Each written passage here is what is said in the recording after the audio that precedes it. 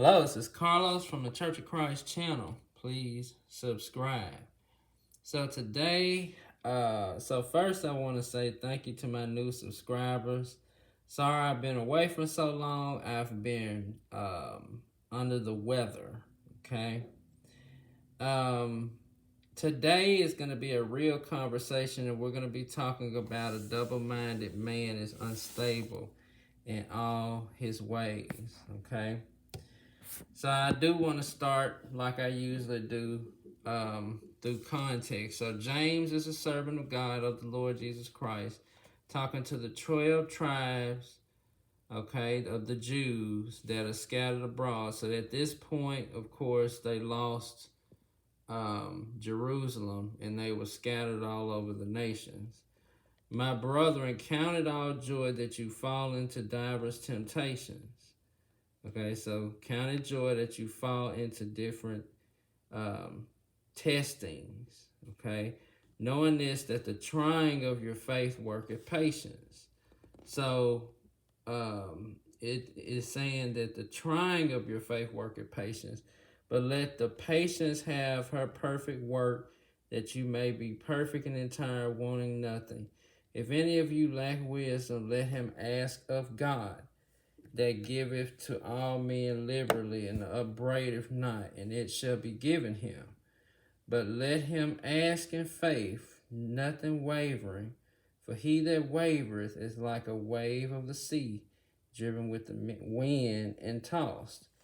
For let not that man think that he shall receive anything from the Lord. Okay? Notice this right here before we even get to the double-minded man. But let him ask in faith. If any of you lack wisdom, so let's go back. And if you lack wisdom, let him ask of God, that giveth to all men liberally. Okay? So God gives wisdom liberally. Okay? And upbraideth if not. He doesn't withhold it. It shall be given. Then he talks about let him ask in faith, nothing wavering. For he that wavereth is like a wave of the sea, driven with the wind and tossed. And you see this illustration given a lot when it talks about faith and people that waver and people that don't. For let not that man think he shall receive anything from the Lord. So if you ask and you have this wavering spirit, don't think that God is just going to all of a sudden give it to you. And here it is. A double-minded man is unstable in all his ways. Let me stop right there. So this is why it's important that we be decisive people, okay? We don't mind one thing and then mind something else. Like, for instance, people that's married, you can't be with your wife or be with your husband and then be with somebody else. You make a decision to cut off all other ties of that type of relationship. Okay? You make a decision in life in order to propel yourself forward. It's not good to just never make a decision because you end up becoming stuck. Being double-minded equals being indecisive, right?